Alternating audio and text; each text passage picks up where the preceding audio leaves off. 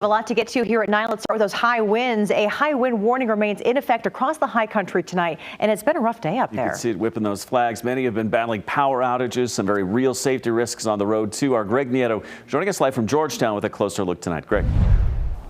Yeah, Jeremy, I have to admit there was some rocking and rolling as we headed westbound on I-70 up here to Georgetown. I saw the Pinpoint Weather Team actually posted some numbers, recorded miles per hour, 77 miles per hour at one point here, just about a mile north of Georgetown. That was in the 11 o'clock hour, 11 a.m. As for town itself, some folks actually came here to take cover, others to cover up. When it gets windy, few places in Colorado are windier than Georgetown, where things at times can feel a bit upside down. For Idaho Springs' Jen and Chris Risley, though, Georgetown and their 95 Cadillac Fleetwood, I'm an old goth girl, so Nevermore, obviously Edgar Allan Poe, are now their refuge from the windstorm. The whole town to go out is very, very rare.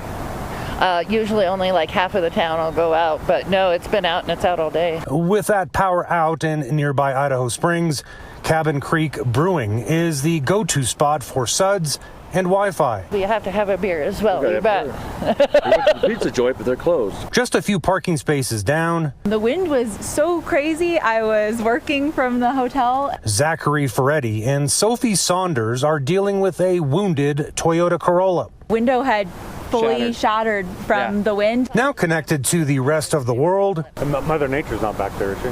No, but she might want to crawl in the coffin after this. The Risleys hope the power is back on in Idaho Springs as they return home to flip the light switch on to find out. You have a good night as well. Yeah.